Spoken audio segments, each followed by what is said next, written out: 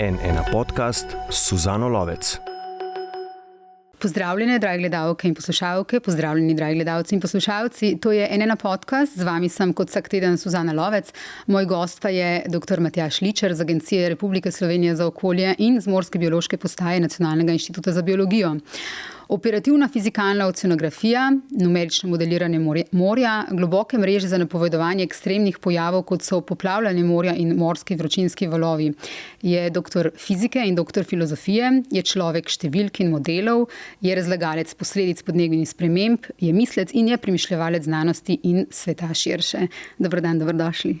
Najlepša hvala za vabilo. Živa. Hidra, prognostični model za napovedovanje obalnih poplav, se bo od 1. maja začel uporabljati za vso Evropo, za vso obalo Evrope.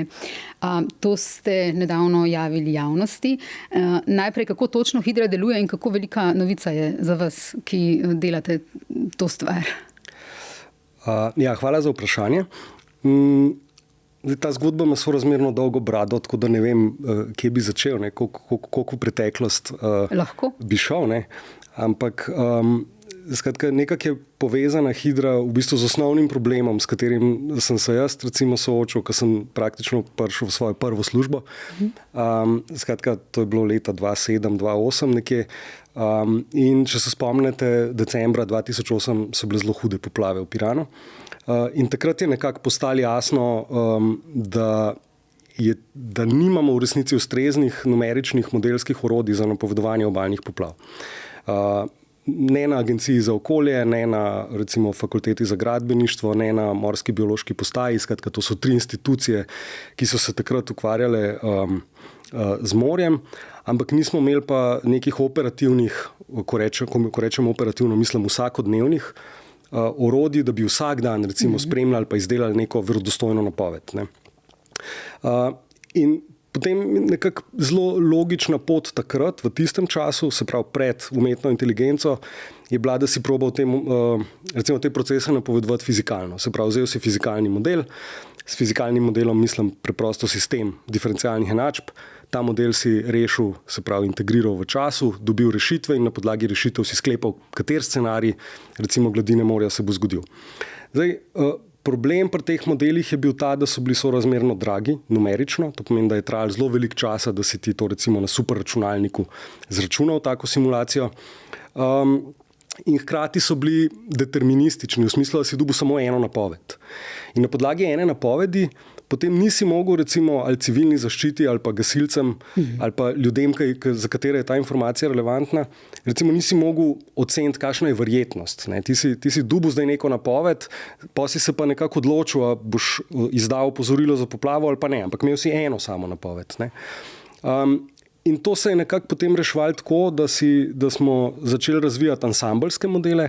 Ansambelski modeli pomeni, da namesto enega razvoja vremena nad Jadranom recimo upoštevaš 50 možnih razvojev vremena, vsi se malenkost razlikujejo med seboj, ampak lahko pa vodijo zelo različne odzive morja. Se pravi, en scenarij bo mogoče vodil v poplavo, kakšen drug pa ne bo. Ampak zato je treba zračunati 50 simulacij oceanskega modela vsak dan. In izkaže se, da je to enostavno numerično zelo velik strošek in da recimo tudi prognoza sama, prognostična služba, mogoče ne bi pravočasno dobila takih napovedi, ker enostavno nimaš toliko procesorjev. Recimo. To je zelo standardna težava recimo operativnih služb. In jaz sem zato takrat nekako s svojim tedanjim šefom Juretom Jermanom, ki je nekako pionir, recimo eden od pionirjev uporabe umetne inteligence v meteorologiji, se nekako začel gledati, kako recimo je možno to statistično napovedovati. Se pravi, to je bilo pred letom recimo 2014, takrat recimo ni bilo nekih sorazmerno sodobnih mrež, ni bilo transformerjev, ni bilo konvolucijskih mrež. Imeli smo recimo te klasične recimo dense layer, se pravi tesno povezane mreže pa metode naključnih gozdov. To so pač bili neki algoritmi, ki so sorazmerno robustni. In jaz sem tam sorazmerno hitro dobil še kar okej rezultate, ampak v bistvu ne dosti dobrih, da bi pa zdaj na podlagi tega si upal recimo aktivirati civilno zaščito ali pa gasilce ali pa tako naprej. In pa sem enkrat govoril z profesorjem Matejem Kristanom iz Fakultete za računalništvo in informatiko Univerze v Ljubljani In je on tisti gledal, dokje sem jaz prišel, pa je rekel, pa daj, mogoče pa prid k nam v laboratorij, ne, pa boš na naših grafičnih karticah pač to probil trenirati, ker so malo močnejše, bomo lahko več poskusov naredili. Pa tako. In sem pa res nekaj časa hodil na free, pač laufati, trenirati te mreže, te predhodnice, hidre, ne. Takrat so prišle te nove arhitekture, recimo konvolucijske mreže so takrat prišle, za katere se je izkazalo, da so ful dobre za prepoznavo recimo obrazov, da zelo dobro recimo v strojnem vidu funkcionirajo. Ne. In ta naš problem je bil v bistvu soroden, ker če mreža uspe prepoznati recimo obraz, pa oči, pa ustnice, pa nos, pa tako, smo nekako razmišljali, da mogoče bo pa tudi uspela prepoznati ciklon, pa nek vetrovni stržen, pa tako, da se lahko mreže dejansko naučijo, kjero meteorološko polje je recimo relevantno za poplavo, kjero pa ni. Ne. In jaz sem tam spet prišel mogoče še malo naprej z Matejevimi pripombami, ampak ključno je bilo nekako, da smo v bistvu prišli toliko daleč s temi napovedmi, da je tam to v resnici njega začel zanimati dovolj, da je rekel, jaz mislim, da je to pa mogoče zrelo za en magisterij, pa za kakšen doktorat. Ne. In smo pa v bistvu začeli študente vključevati v to, tako da sta potem Lojze Žust pa Marko Rus sta bila ključna študenta, ki sta potem, prvi je bil magistrski, drugi je doktorski študent, da sta pač te modele hidra razvijala naprej. In to se je nekako izkazalo za neko zelo dobro simbiozo, v smislu, da sem jaz recimo imel dokaj jasno predstavo o geofiziki tega problema, kjer pa recimo parametre je treba upoštevati, pa na kakšen način, pa na kaj je treba biti pozoren recimo pri validaciji rezultatov. Oni so imeli pa dober uvid v to, kjer arhitekturne odločitve recimo treba pri konstrukciji mreže narediti.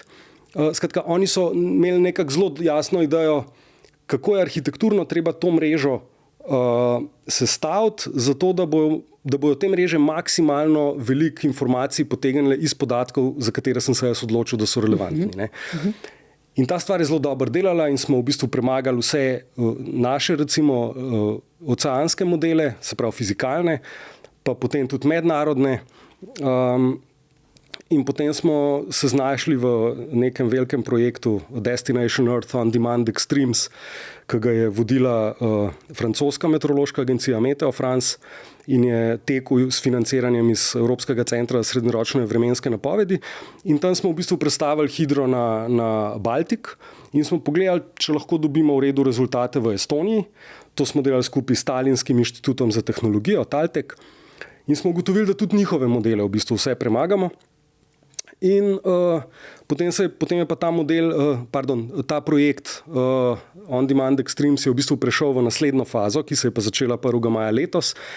In tukaj so se pa enostavno odločili financerji, da bi v bistvu oni radi pa zdaj to mrežo za vse evropske recimo lokacije, kjer imamo sistematične meritve. Ne. In tako je zdaj prišlo do tega, da mi zdaj ta mreža še ne laufa, ampak jo pa razvijamo. In seveda se nam vsem zdi, mislim, vsi smo ponosni na to, da je ravno ta tehnologija, ki smo jo tukaj razvila, ne, pač našla pot v praktično enega največjih prognostičnih centrov na svetu. Ne. In seveda se bomo potrudili, da bojo rezultati dovolj dobri. Ne. Preizkusili ste jo na številnih postajah, ne, ste zapisali od Portugalske do Finske in zdi se, da se hitro uči. Kako izgleda to učenje? To me zanima. Ja, to je zdaj zelo splošno vprašanje, kaj pomeni učenje pri umetni inteligenci. Učenje pri umetni inteligenci pomeni enostavno to, da vi mreži sporočite, kaj je zate dober rezultat, pa kaj je slab rezultat. In da ji stalno sporočate recimo neko povratno informacijo. Sej, mogoče je malo podoben, tako kot se ljudje učimo, a ne? Čeprav ne bi pretirano vlekel teh paralel, ampak ljudje pač spreminjamo svoje vedenje glede na povratne informacije iz okolja. Ne. Ravno temu prilagajanju rečemo učenje. Ne. Zdaj, nekdo, ki ne more spremeniti svojega vedenja glede na povratne informacije iz okolja, pač se verjetno težje uči kot nekdo, ki zelo hitro prilagodi svoje vedenje glede na povratne informacije iz okolja. Ne. Tako da učenje mreže pomeni v tem kontekstu, da mreža izdela napoved in mi rečemo, ne, ni v redu, ne, narobe je. In pol mreža popravi svojo, recimo, določene številke v svoji arhitekturi, uteži in proba še enkrat. Ne. In pol mi spet rečemo, ne, ni v redu. Ne? In pol mreža to popravlja. Ne? In popravlja in temu se reče učenje. S tem, da to popravljanje ni kar v katerokoli smer, ampak zna mreža v bistvu oceniti, kje v tem zelo visokodimenzionalnem prostoru leži una smer, v kateri se ji najbolj splača iti. Tako da mreža nekako ciljano proba najti minimalno napako, izdeluje napovedi in mi stalno rečemo, to ni ok, to je ok, to ni ok, in na podlagi naših odzivov oziroma pripravljene učne množice se mreža potem tega nauči. Ne. To zdaj velja za neko podvrsto globokega učenja, ki je nadzorovano učenje. Se pravi, tako da mi rečemo, evo, tukaj imaš vreme, za zadnjih 30 let, tukaj imaš gladino morja na tej postaji na Finskem za zadnjih 30 let, probi se naučiti, kako lahko iz tega vremena sklepaš na vodostaj. Ne. In učenje pomeni v osnovi to. Pač ta proces vzpostavitve povezave med informacijami, ki mi dajemo v mreži, pa med dejansko napovedjo. Kako natančne so pa te napovedi, recimo za Jadran, zdaj že pri vas?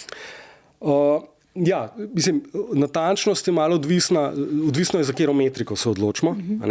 Obstaja več različnih, ampak da ne bom preveč dolgovezil, recimo tipično znotraj nekaj centimetrov napovemo višino gladine morja. Imate pa recimo kakšne postaje v severni Angliji ali pa v Severnem morju, kjer imate blazno visoke amplitude, recimo plimnega cikla, tam imate tudi večji raztros te porazdelitve možnih gladin. In v teh primerih pa je lahko napaka tudi nekoliko večja, pa je relativno še vedno uporabna napoved. Če mi recimo falimo za 30 cm v Kopru, je to precej večja napaka, kot če fališ 30 cm na neki lokaciji, ki ima 4-5 metrov hoda dnevnega recimo plime. Koliko recimo časa prej pa veste, da bo prišlo do poplave? Trenutna operativna hidra napoveduje za 6 dni vnaprej, napoveduje pa vsak dan. Tako da mi lahko 6 dni vnaprej že mogoče vidimo neko indikacijo in smo potem vsaj pozorni na to. Oziroma ljudje v prognostični službi potem vidijo, da čez 6 dni bo mogoče nekaj in so pač pozorni na ta termin. In potem včasih se ta stvar amplificira, pa res potem nekako mreža da informacijo, da bo prišlo do hude poplave, včasih pa ta stvar zgine, pač vidijo, ok, lažni alarm je. Skratka, brez umetne inteligence bi bilo tukaj napovedovanje povsem drugačno. Bilo bi povsem drugačno, bilo bi bistveno bolj numerično drago, še vedno bi bilo seveda možno. Je pa tle še neka dodatna prednost, ko ima umetna inteligenca, in sicer, če imate vi fizikalni model, se pravi model, ki posluša fisko, pa vi date sistematično recimo prešibke vetrove, recimo prešibek jugo. To je tak tipičen primer, ki se dogaja atmosferskim modelom nad jadranskim bazenom, je to, da je jugo prešibek. Prešibek je zato, ker zaradi resolucije modela so Apenini prenizki, Dinarsko gorstvo je prenisko in ni dovolj intenzivne kanalizacije tega zraka, recimo v jugovzhodniku. In recimo za fizikalni model je to problem. Če imaš ti prešvoh veter, bo fizikalni model dal prenizek odziv. Zaradi tega, ker vzame veter, si izračuna vetrne napetosti, požene tokove, pokompenzira z gladino in če imaš prešvoh veter, se ti to razširi po celotni verigi. Pri mreži to ni problem, ker če si ti sistematično prenizek, se bo mreža pač naučila, da pri tem vetru, čeprav je prenizek, pač moram dati tak odziv. Tako da se mreža na nek način nauči sistematičnih napak v svojih input podatkih, tako da če so sistematične napake, potem to ni problem. Tako da v tem smislu je to še neka dodatna prednost. Kar se pa tiče numeričnega stroška, je pa recimo hidra milijonkrat hitrejša kot recimo fizikalni model. Tako da mi lahko to praktično vsakih 10 minut poženemo. Medtem ko fizikalne modele smo pognali mogoče enkrat na dan, mogoče dvakrat. Če laično vprašam, kje to šiba? Na superračunalniku Agencije za okolje. Okay. Za Alternator, spletno revijo, ki jo pišete raziskovalci in raziskovalke o znanosti, in ste vi tam tudi eden od urednikov, ste napisali nedavno tekst o filozofiji znanosti, ki se nanaša na umetno inteligenco, o kateri zdaj govoriva. In če zelo povzamem, kompleksnost umetne inteligence vas ne skrbi. Torej, črno škatlo bomo že razvozlali, nekako to je podmena tega vašega zapisa. Vas pa zelo skrbijo družbene posledice. Pravite, morda bi bilo bolj zato smiselno, da bi umetno inteligenco kritično obravnavali z neke druge perspektive. Resno je treba vzeti utemeljeno skrb, da bodo te tehnologije močno povečale človekov ogljični odtis in družbene neenakosti, vodile v neslutene možnosti družbenega nadzora in manipulacije in in s tem spodkopale demokratične ureditve. Skratka, da pretirano osredotočenje na umetno inteligenco kot to črno škatlo in hkrati zanemarjanje političnih in ekonomskih tveganj se vam zdi problem, ne? Ja, hvala za povzetek. Nekako tako, ne. A lahko sam razložim, kaj mislim s črno škatlo. Ne? Zelo velikrat je nek ugovor, ki je uperjen proti umetni inteligenci. Je to, da ne razumemo, zakaj je dala tako napoved. Ne? Zakaj je dala tak odgovor. Ne? Res je, ne razumemo. Jaz bi samo omenil, da tudi fizikalnih modelov ne razumemo v resnici. Mislim, absolutno ni enostavno, recimo pri meteoroloških modelih ali pa pri oceanskem modelu, ko ta model napove nekaj narobe, ugotoviti zelo jasno, v čem je bil problem. To ni enostavno. Ne. To je mogoče problem za doktorat. Ne. Mogoče se načeloma da, lahko probamo, ampak ni nujno, da bomo prišli do konca. Kar hočem reči je, da model Aladin ima milijon vrstic kode. Te modeli so izjemno kompleksni. Ni tako, kot da so pa to blazno transparentni modeli samo zato, ker je recimo fizikalno ozadje zadaj znano. Ne. Prvič, fizikalno ozadje ni tako dobro znano, kot si želimo. Recimo, ko gremo v visoke resolucije z atmosferskimi ali pa geofizikalnimi oceanskimi modeli, ko pridemo k visokim resolucijam, se pravi, ko hočemo modelirati vedno manjše koščke, recimo, Prešernov trg ali kaj takega. Absolutno ni čisto vse znano. Kakšna je sama fizika tukaj. Tako da jaz bi rekel, da ti naši fizikalni modeli niso tako blazno transparentni, da bi jih postavljali kot nek blazen kontrast napram umetni inteligenci. Tako da so recimo temno-sive škatle. Če je umetna inteligenca črna škatla, so pa ta naša trenutna orodja mogoče temno-sive škatle. To je en vidik tega problema. Drug vidik tega problema je pa tudi to, da v resnici mi smo nekako navajeni na to, kako je znanost funkcionirala zadnjih 200 let. In funkcionirala je nekako tako, da je vedno uspela, recimo, vedno je izhajala iz nekih preprostih predpostavk in je poskušala razložiti čim bolj univerzalen proces. Se pravi, če pogledate Newtonov zakon, Newtonov zakon je enačba, ki ima zelo malo spremenljivk. Recimo drugi Newtonov zakon, sila je masa krat pospešek, to je tudi osnovna enačba recimo oceanografije pa atmosferske fizike, ena od, ampak sorazmerno enostavna enačba. In ima izjemen doseg, izjemno veliko vesolja lahko opišemo s to enačbo. In to je nekaj, čemur si je znanost prizadevala. Kar pa ni bilo všeč tipično znanstvenikom zadnjih 200 let, so bili modeli, ki so imeli blazno veliko parametrov, pa so zelo ozko razložili nek specifičen problem. In njihov ugovor je bil zelo smiselen. Rekli so, mi lahko dodajamo parametre do nezavesti, pa bomo ful dobro opisali nek specifičen problem, ampak bomo pa zgubili univerzalnost. Se pravi, zgubili bomo splošnost, zgubili bomo uvid, zakaj se nekaj dogaja tako, kot se dogaja, zakaj je nek proces tak. In to ni ambicija fizike. In to je dejansko imel smisel. Problem je v tem, da strojno učenje je pa ravno to. Ogromno število parametrov, s katerim rešimo nek zelo specifičen problem. Tako da se zdi, kot da je tle neka napetost med znanostjo pa med tem, kako umetna inteligenca funkcionira. Ampak meni se zdi pa zanimivo tukaj to, da znanost, kot smo jo poznali, je v bistvu neka nizkodimenzionalna reprezentacija sveta. In mora biti nizkodimenzionalna, zato ker enostavno mi kot ljudje nismo narejeni za neke izjemno visokodimenzionalne reprezentacije. Se pravi, mi moramo imeti neko preprosto zgodbo. Ta preprosta zgodba je znanost. Čeprav se mogoče komu zdi zapletena, ampak znanost je najbolj enostavna zgodba v naravi, ki deluje, ki jo mi imamo. Nevronske mreže niso take, čisto drugačne so. So pa netransparentne, kompleksne, bistveno bolj milijarde, tisoče milijard parametrov imajo namesto 3, tako kot Newtonov zakon in tako naprej. Zdaj, trik je pa v tem, da ni čisto jasno, kateri problemi so enostavno rešljivi s klasično znanostjo, kateri pa mogoče niti a priori niso rešljivi s klasično znanostjo. Tako da, ko mi rečemo, zdaj smo mi rešili nek kompleksen problem z umetno inteligenco, ampak je črna škatla. Mogoče je črna škatla, Ampak mogoče je črna škatla zato, ker je ta model enostavno toliko kompleksen, da se ga itak ne bi dalo pisati z znanostjo. Skratka, znanost se srečuje z vedno bolj kompleksnimi problemi. Danes se znanost recimo srečuje z bistveno bolj kompleksnimi problemi, kot se je pred 100 leti. Pred 100 leti so probali opisati atom. To je bilo glavno. Atom. In smo rabili kvantno mehaniko za to, ki je fenomenalno orodje. Ampak atom je preprost sistem.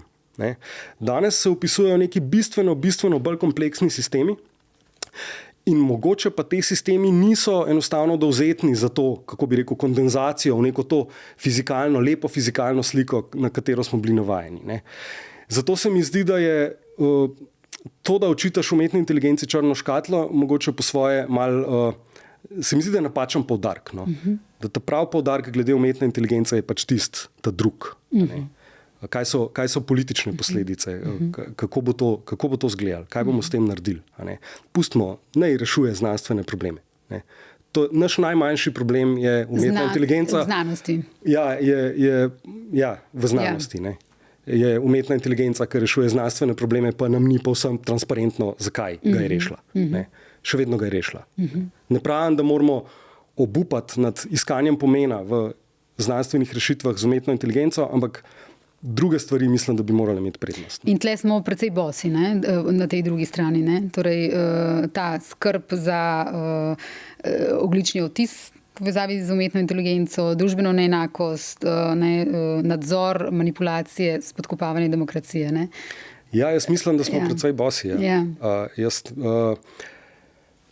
Tukaj, mislim, na neki točki sem bil, par let nazaj sem bil mogoče malo optimist.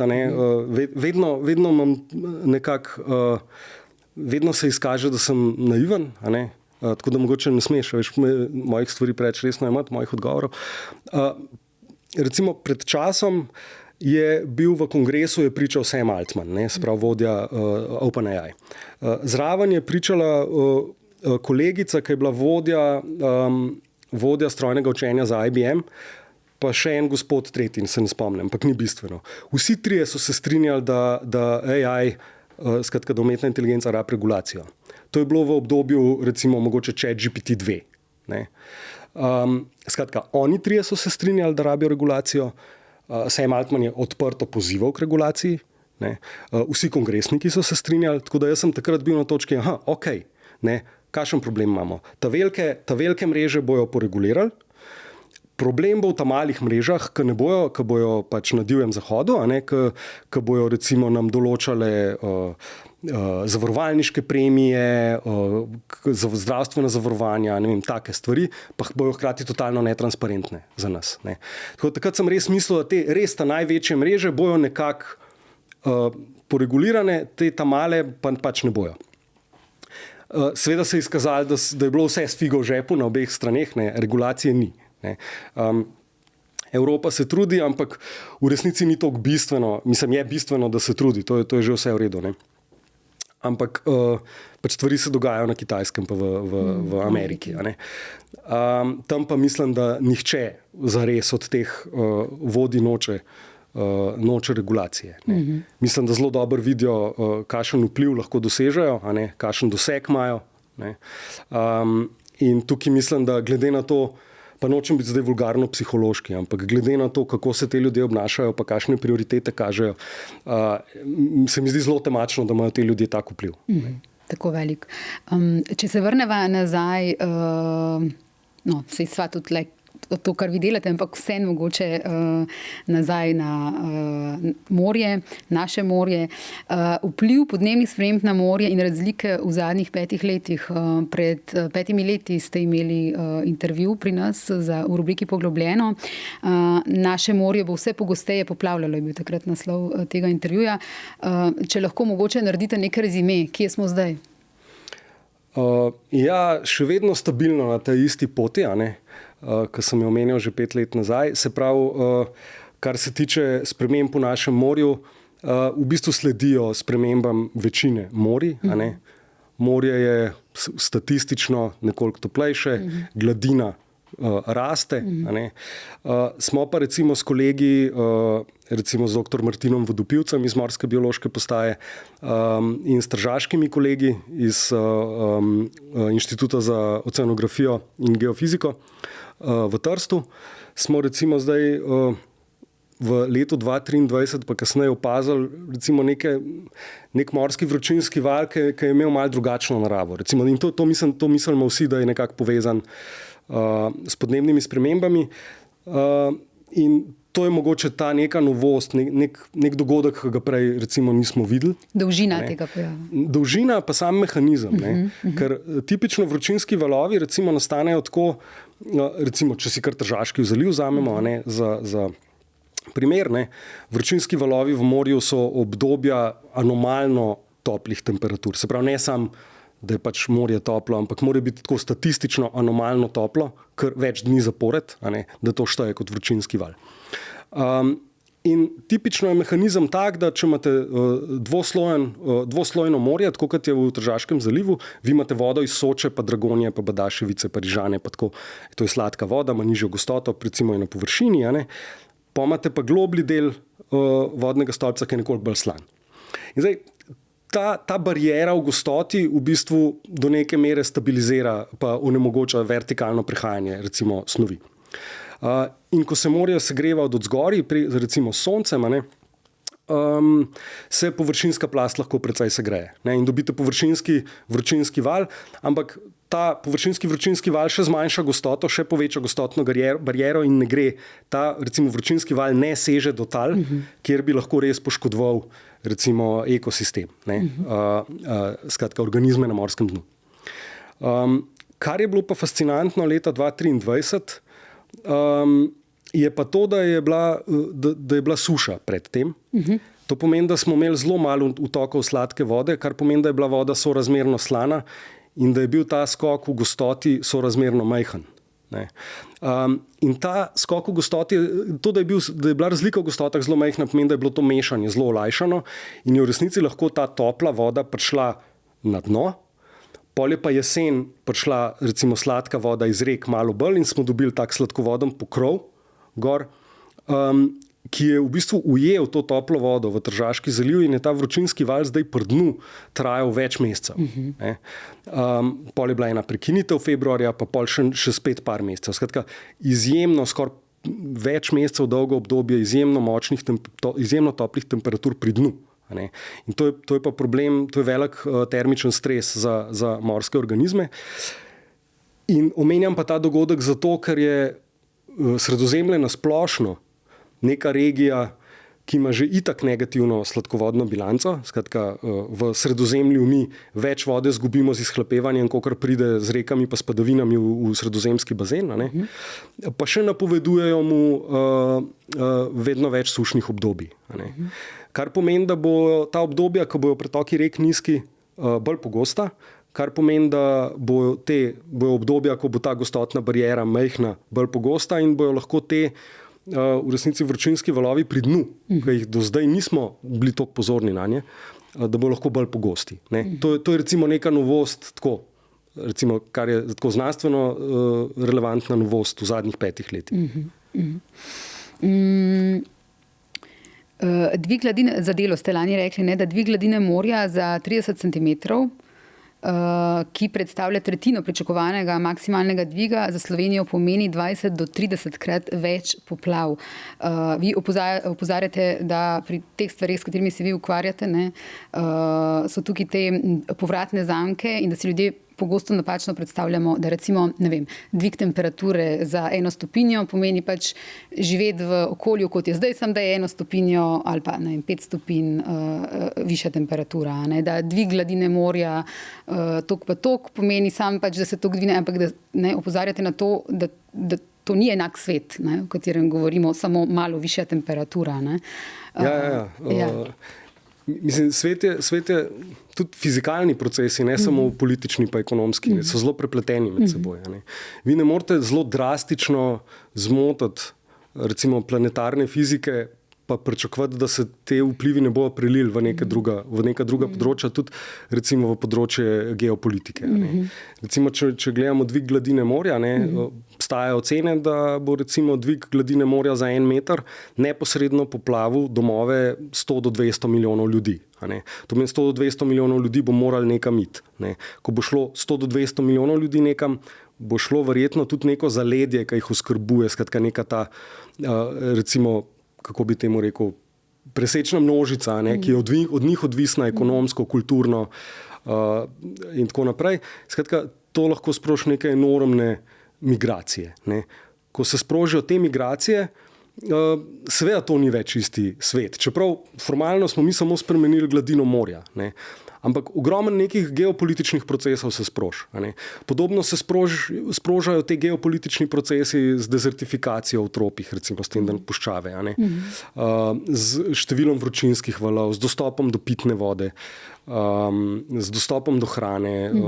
Skratka, nič od tega si ne moremo predstavljati kot samo ta izoliran en fizikalni dejavnik. Fizika je še najmanj komplicirana tukaj.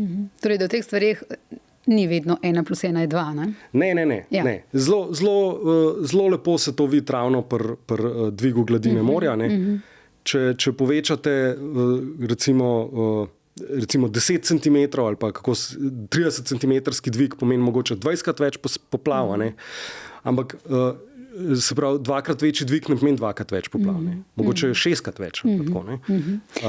Ja, tukaj je pol še ta paradoks, glede, o tem ste lani, mislim, da za Mladino pisali in tudi v drugih medijih razlagali o tem razpadu atlantske meridionalne cirkulacije, AMOC. Torej, zdi se paradoksalno, da se nam lahko v nekih razmerah zgodi to, da bo Evropa, kljub temu, da se zdaj izjemno segreva, da v nekih pogojih, ki so s tem, z morjem povezana, da se nam lahko zgodi, da bomo imeli izjemno ohladitev v roku 50 let. Ampak to res izjemno ohladitev. Verjetno se nam običajnim laikom lahko zdi to tudi kontradiktorno, ampak to ne pomeni, da podnebnih segrevanja ne bi bilo več, nasprotno, isti vzrok ima ta stvar. Če lahko malo več razložite o tem pojavu in kje smo zdaj z njim, a vemo že kaj več.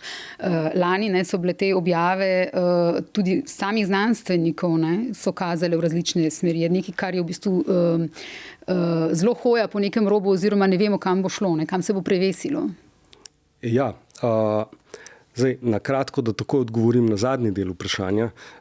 Jaz nimam vtisa, da bistveno boljš vemo, v katero smer gremo. Skratka, jaz mislim, da ta hip ni enostavno reči, kakšna bo usoda atlantske meridionalne cirkulacije, ampak bi se pa zdaj vrnil malo nazaj. Skratka, zakaj gre? Pravzaprav. Gre za to, da je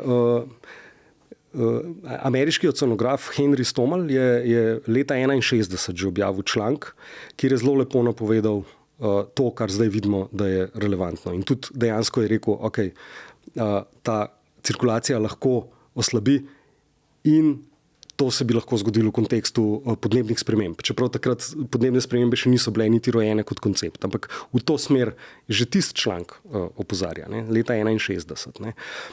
Gre pa za to, atlantska meridionalna cirkulacija je atlantska zato, ker je v Atlantiku, meridionalna je pa zato, ker je v smeri sever-jug. Skratka, gre za nek tokovni sistem, ki transportira toplo vodo iz ekvatorialnega pa južnega Atlantika v severno Evropo. Ko ta topla voda pride v subpolarni Atlantik, v recimo temu severno Evropo, se greje ozračje nad sabo in ko se greje ozračje nad sabo, se sama ohladi, ker odda energijo v atmosfero. Ko se ohladi, potone na dno in potem po dnu teče nazaj dol.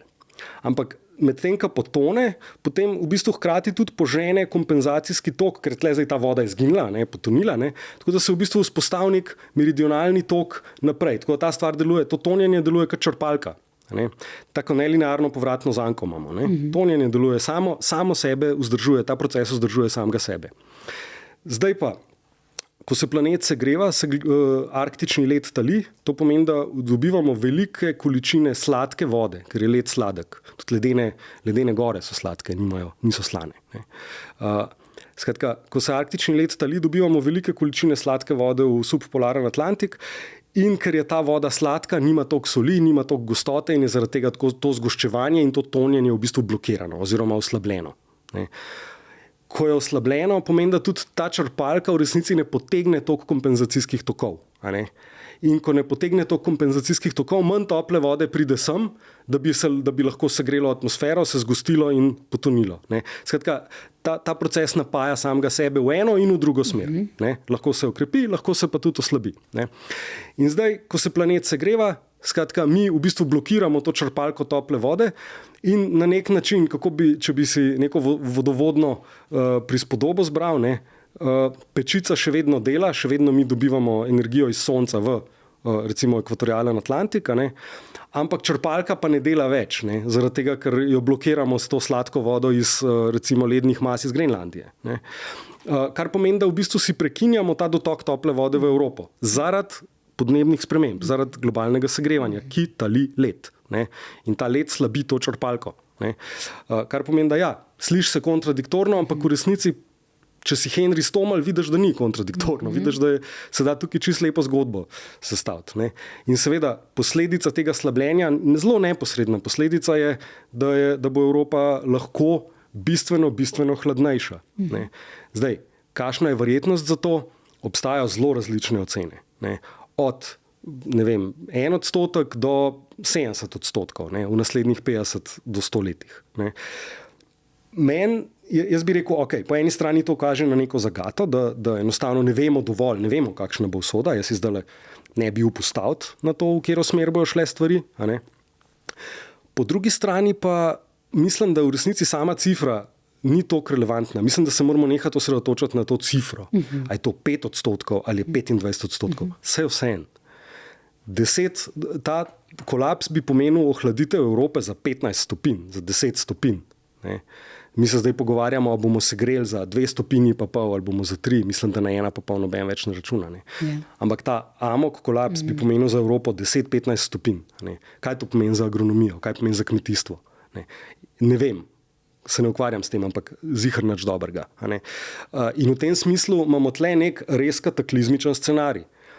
Tako da malo se mi zdi ruska ruleta. A bi šli raje igrati rusko ruleto z revolverjem, ki ima 1 metek noter ali 2. Jaz ne bi z nobenim. Tako da jaz bi rekel, da ne glede na to, je ta stvar 5%, pa 5% ni malo.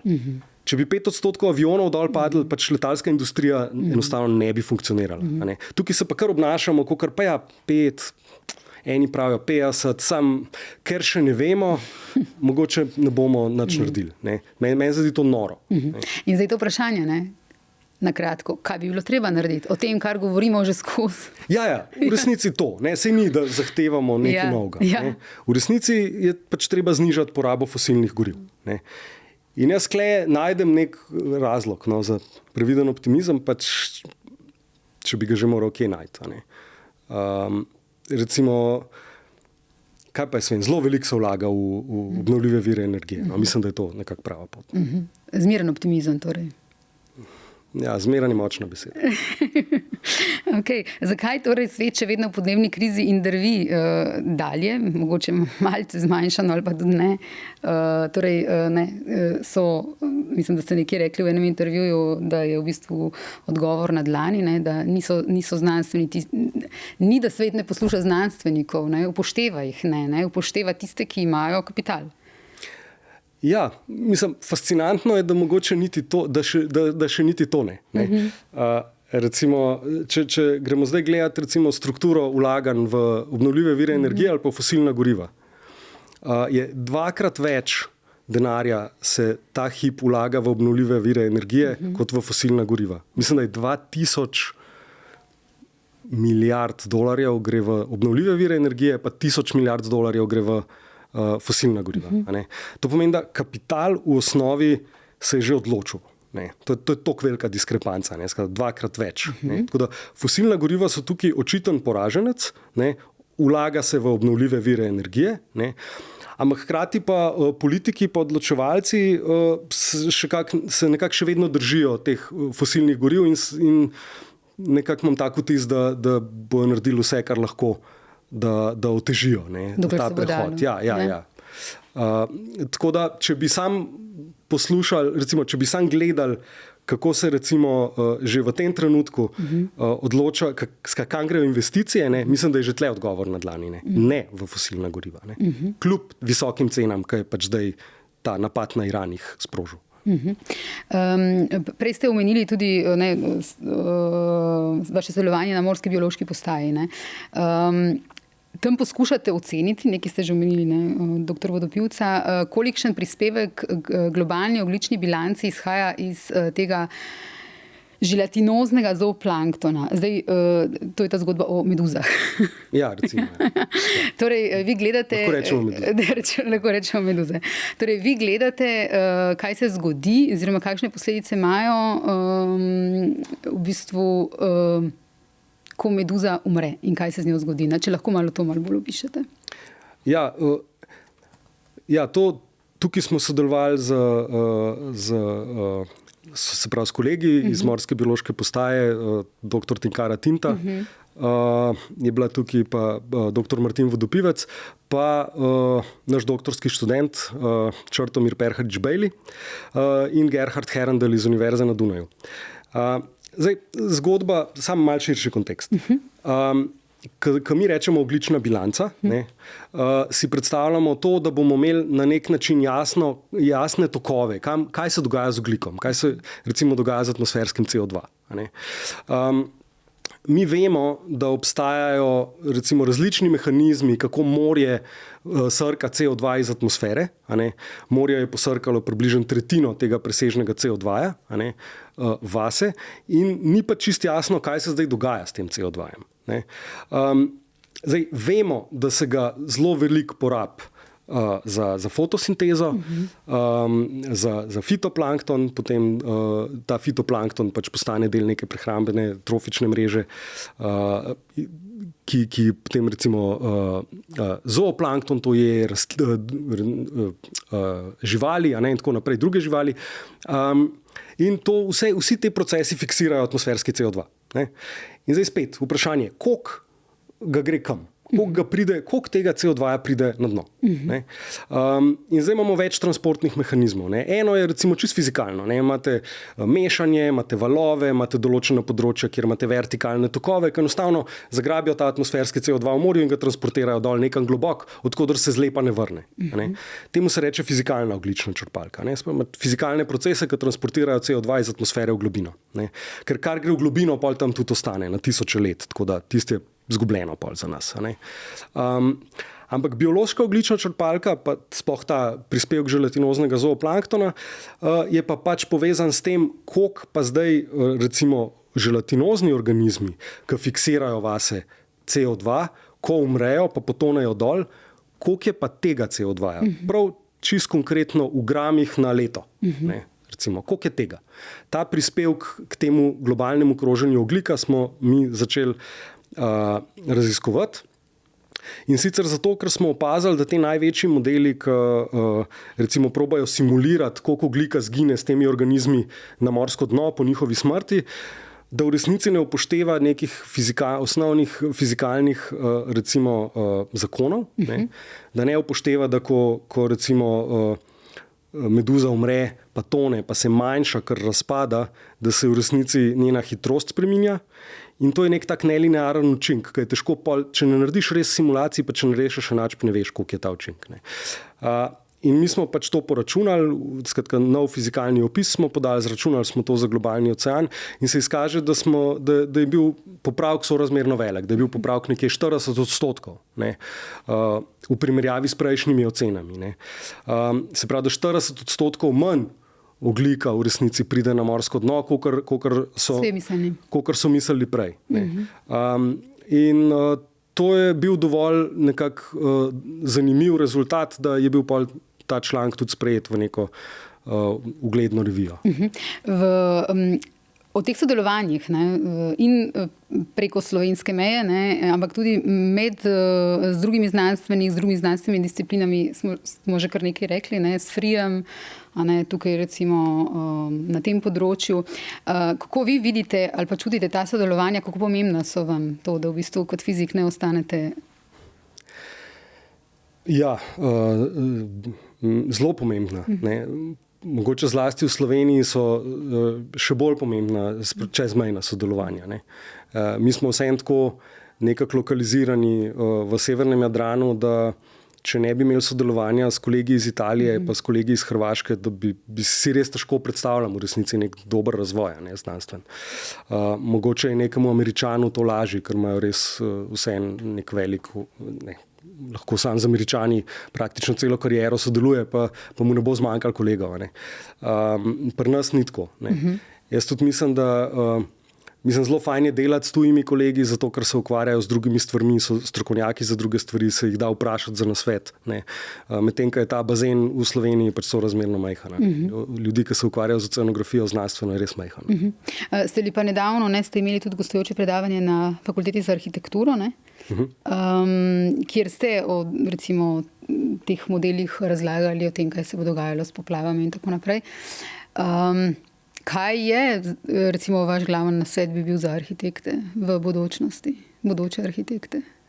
Ja, to je bil zame nek zelo specifičen izziv. Razmisliti, kaj lahko sploh relevantnega povem arhitektom. Prva prilika za to se mi je ponudila, ko me je Miloš Kosec povabil na Dneve arhitekture pred leti, pa potem zdaj profesor Blenkuš. In seveda je težko recimo sorazmerno zapleten pogledati iz neke čist druge perspektive na to problematiko, s katero se sicer ukvarjam.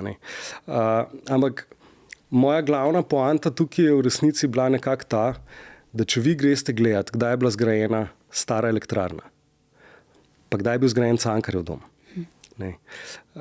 ki je precej novejša stavba, ali pa Vurnikova hiša, se greste pogledati te neke, ko bi rekel, znamenite slovenske stavbe. Vse te stavbe obstajajo na istih časovnih skalah, kot se zdaj podnebje spreminja. Skratka, ko zdaj v današnjem času, ko se arhitekti lotevajo nekih recimo velikih gradbenih projektov, nekako moje sporočilo je bilo, da je treba upoštevati, da jih morajo v resnici, da morajo razmišljati o prihodnji klimi. Ker do zdaj arhitekturi tega ni bilo treba. Se pravi, v 19. stoletju se arhitektom ni bilo treba ukvarjati s tem, kakšna bo klima čez 150 ali pa 200 let, ali pa 300 let. Danes, jaz mislim, da če imamo kakršnokoli ambicijo, da bomo postavili nek objekt, ki bo 200 let stal, da absolutno moramo upoštevati to komponento, ker se podnebje toliko hitro spreminja, da enostavno tega po moje ne smemo odmisliti. Ste tudi filozof, doktor filozofije tudi, ne? Katera radovednost je bila mogoče prej pri vas v otroštvu? Kako je nastala ta znanstvena pot, torej najprej doktorat iz fizike, potem tudi doktorat na podiplomski šoli ZRC SAZU iz filozofije? Kaj se vam zdi, da je v vas najprej zorelo? Ali pa mogoče zakaj potem še ta doktorat iz filozofije? Odgovor je zelo preprost. Najprej je sigurno fizika. Ja.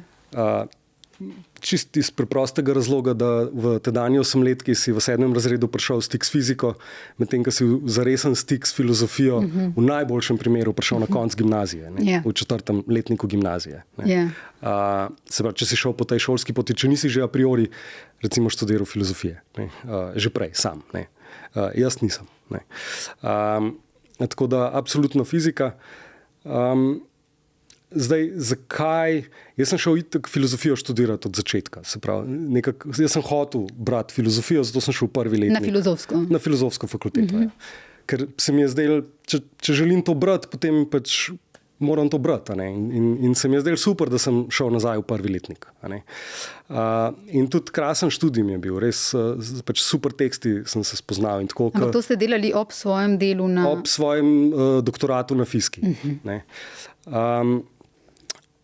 Ampak doktorati iz fizike doktorati ti puščajo nekaj več, kako bi rekel, svobode. Komu. Ja. No, jaz sem se tako organiziral, da je to bilo možno. Mislim, vsaka čast to zhočem reči.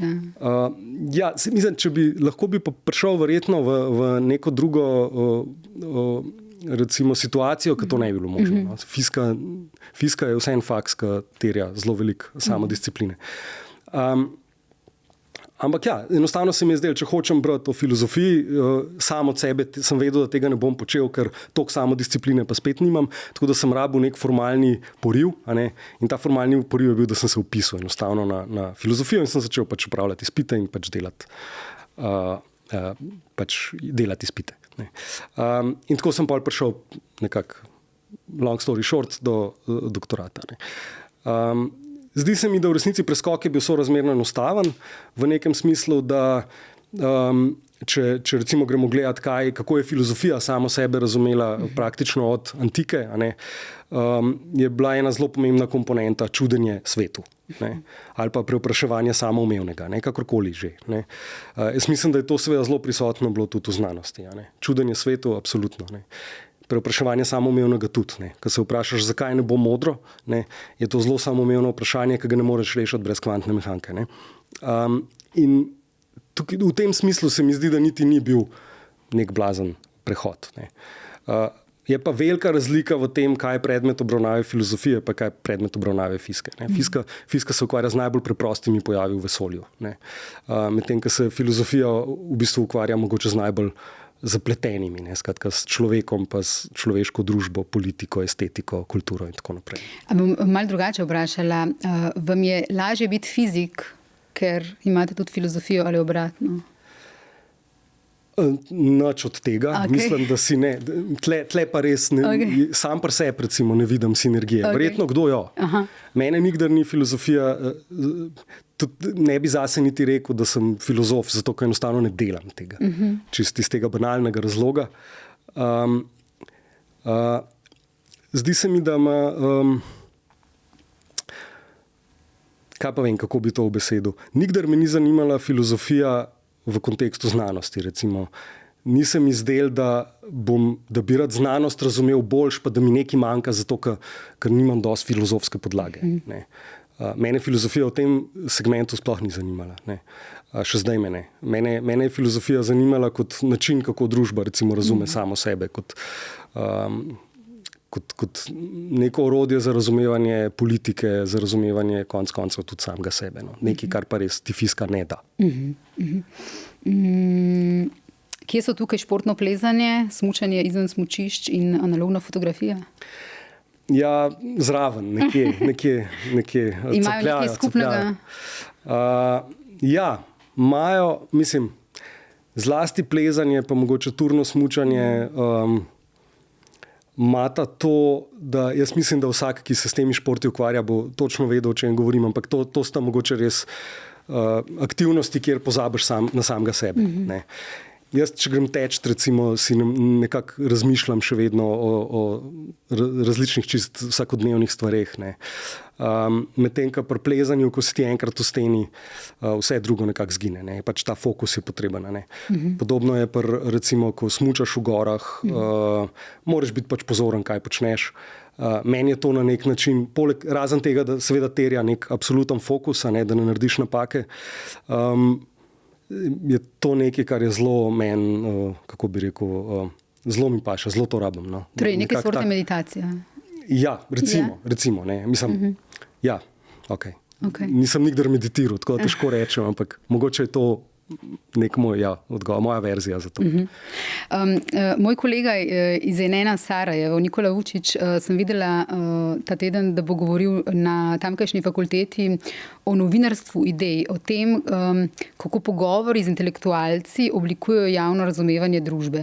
Odkar sem videla to njegovo objavo, razmišljam o tem, nekaj, da bom tudi vas vprašala, kako pomembno je v bistvu, da intelektualci, znanstveniki, filozofi, fiziki, v spektr, da imate možnost, ne samo vi govoriti o tem, kar delate in premišljati svet in družbo, ampak tudi, da imamo mi priložnost, novinarji, vas to spraševati. Oziroma, da vas v bistvu sploh imamo prostor in čas, kjer vas to lahko sprašujemo. Pa bom tako vprašala, kako pomembno se vam zdi, recimo, da intelektualci skozi pogovore oblikujejo javno razumevanje družbe.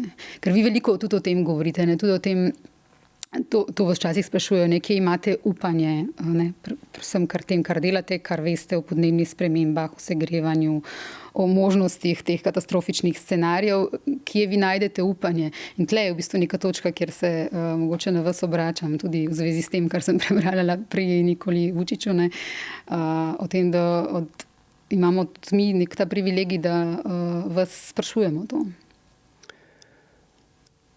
Ja, tukaj ste zdaj postavili več vprašanj. Ja. Okay. Kar se tiče recimo mogoče nastopanja ali pa komunikacije. Jaz mislim, da na nek način, jaz lahko za sebe odgovarjam, na nek način se mi zdi, da če nekdo izkaže interes, da sem mu do neke mere dolžen odgovarjati, ker je to vendarle moja služba. Pa ne, da mi je težko, pač enostavno to čutim. Normalno se mi zdi, če nekoga zanima, se mi zdi, da če gre za neko smiselno postavljeno vprašanje, pač da pač odgovorim. Obenem sem nekoliko skeptičen do pozicije, da je zdi se mi, da je komunikacija, recimo znanstvena komunikacija, da je pomembna. Zdi se mi, da jo moramo, da smo jo dolžni znanstveniki prakticirati. Obenem pa mislim, da ima seveda svoje meje. Jaz mislim, da se včasih zgodi namenoma ali pa ne namenoma, da je v resnici znanstvena komunikacija na nek način pretiran fokus, preveč v fokusu, pri tem, zakaj nam ne gre tako dobro pri soočanju recimo s podnebnimi spremembami ali pa s čim drugim. Češ znanstveniki pol radi reflektirajo, ali, mogoče bi pa to mogel drugače povedati, mogoče je pa problem v tem, da ljudje ne razumejo, ali pa da politiki ne razumejo, ali pa tako naprej. Jaz imam občutek, da to ni res. Jaz mislim, da je sorazmerno jasno. Mislim, da tudi podnebne spremembe v tej svoji fizikalni plati, po fizikalni plati niso tako komplicirane, da se ne bi dal razumeti, da smo s toplogrednimi plini zmotili sevalno bilanco in jo pač premaknili v toplejšemu planetu. Nisem prepričan, da gre za to, da nam je v komunikaciji spodletel. Tako da jaz mislim, da znanstvena komunikacija ima neke svoje meje. Še vedno moramo komunicirati, moramo biti jasni, moramo kdaj kaj napisati in tako vse to. Ampak ne bi pa jemal zdaj bremena tega, da nam spodleti kot človeštvu, da bi rekel, to je komunikacijski problem. Tukaj to se mi pa zdi, da absolutno res je treba se distancirati od tega. Mislim, da ne. Skratka, problem je, tako kot sem že večkrat rekel, jaz mislim, da enostavno nekateri ljudje znajo monetizirati trenutno stanje, recimo odločevalci, politiki, znajo monetizirati trenutno stanje, ne znajo pa monetizirati mogoče zaenkrat še obnovljivih virov energije. Mislim, da je zelo banalno. Jaz mislim, da če bi se zdaj izkazali, da se da blazno enostavno monetizirati, da bi te politiki recimo lahko monetizirali obnovljive vire energije, da kar naenkrat bi vsi te njihovi pomisleki glede antropogenosti podnebnih sprememb nekako spuhteli v zrak. Tako da jaz mislim, da ne gre za komunikacijski problem, da ljudje ne bi razumeli. Mislim, da se da razumeti. Kar se pa tiče upanja, ja, upanje je velika beseda. Jaz mislim, da pri upanju bi predvsem razklopil optimizem od nekega mojega recimo osebnega občutka. Ne razmišljam o tem optimizmu na ta način, kot da je to neka estetska kategorija, nekaj, kar jaz čutim. Zdi se mi, da je to nekaj, kar je treba narediti, zato ker je ta optimizem oziroma vera v to, da spremembe bojo, je že vpisana v samo možnost spremembe. Če mi niti ne verjamemo v možnost spremembe, je ta sprememba bistveno manj verjetna. V tem smislu smo neka nelinearno povratna zanka tukaj. Mi moramo verjeti v to. Jaz dejansko verjamem, da spremembe so možne in del te možnosti je tudi to, da jaz v to verjamem. Po drugi strani je pa zelo enostavno danes biti cinik, ampak to se mi zdi tako res mogoče prelahek, easy way out. Zdi se mi, da je ogromen enih dejavnikov, tako kot tisto, kar sem prej omenjal, recimo investicije v obnovljive vire energije, pa tako kažejo, da gremo v neko smer, ki je ustrezna. Ni pa tle nobene garancije, da bo ta optimizem kasneje validiran. Mogoče pa ne bo, mogoče nam pa ne bo ratal. Ampak ne glede na to, da nimamo garancije, a nam bo ratal ali ne, jaz mislim, da je treba vsaj probati. Tudi če nam ne rata, sem imel še vedno prav, sem prepričan. Mislim, da je edina prava pozicija je to, da pač probaš. Ok, najlepša hvala. Dober zaključek pod črto vsemu, kar ste danes povedali. Hvala, da ste bili moj gost. Hvala za to, kar ste delili o vašem delu in tudi sicer druge stvari. Hvala lepa. Ja, hvala tudi vam za vabilo, z veseljem. Hvala tudi vam, dragi gledalci in gledalke, in naslednji teden smo spet skupaj.